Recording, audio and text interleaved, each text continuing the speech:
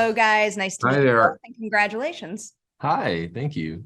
Jaboukie, I was watching another interview where the filmmakers were talking about how much they valued your ability to improv and play around with the material. So it was making me wonder, do you have an example of like a big random swing you took in the booth that now we can see in the final film? There was a lot of splat interaction that ended up making it into the final film that what I loved about the process is that they really were taking what we did in the booth and then, kind of running off and then coming back with something that incorporated what we did in the last session. So I think the dynamic between Ethan and Splat, a lot of the improvisation ended up working its way into that relationship feel. For both of you, I had seen that a little bit in another interview that you were all kind of wowed by how they didn't just use your voice performance, but they picked up on a lot of the physical elements you were doing in the sound booth as well. So for both of you, is there anything you see in the animated version of yourself that just made you stop and go like, I can't believe they pulled that? I can't believe how much I look like Kurt Russell. Did they write it for him? No, it's for You you. sure? Yeah, it was for you. It was for me. Okay, all right. For you. For me, what really shook me up was there's a scene where Meridian and Ethan are talking to each other, and Ethan kind of readjusts in the chair and like does this thing that I do in real life, but I'm like, I never sat in that booth. There was not a chair in that booth. Even if I sat in that booth, they wouldn't have seen it. Where did they get this from? Like, what video did you pull this from? So it wasn't even just the voiceover sessions. It kind of was just like everything that they had at their disposal. It was really impressive. Whatever they did and you did, it works. These characters feel full and real as can be. I loved it.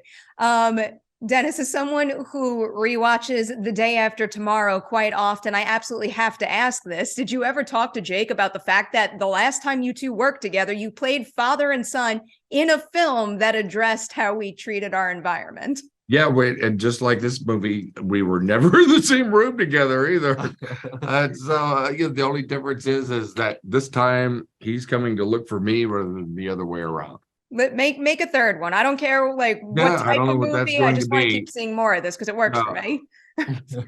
Dennis, correct me if I'm wrong on this, but I think it's been a pretty long time since you've done another animated feature. So is there anything about the voice acting experience on Strange World that would make, Battle for Terror you go like, wow, I can't believe that's how this process works today? Well, this is like it's totally different. It was so easy. These guys make it so easy here, and it went just beyond anything I imagine. It's like I kind of feel like I don't have an imagination compared to what they did, and it's like they invented colors again all over again with this movie, and it's such a great story that everyone can relate to at the same time. All right, I'll warn you. I'll wrap with a little bit of a heavier one, but given the focus this movie puts on how each generation can change the world around everyone, I'll kind of turn that in towards the industry.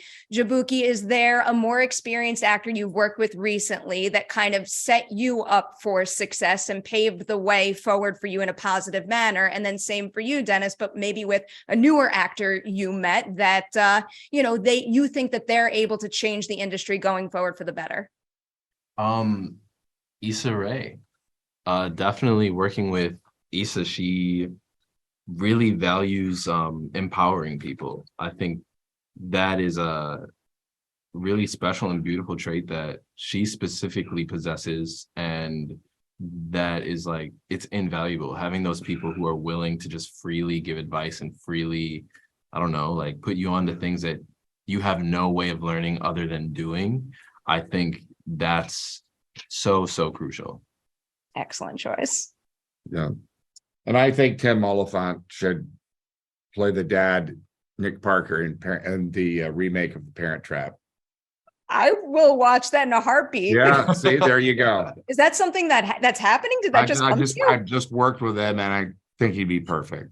I think we need to will this in. I'm not going to forget. I'm going to obsess over this now. Okay. Thank you both so much for your time today. Huge congratulations on Strange World. See you later.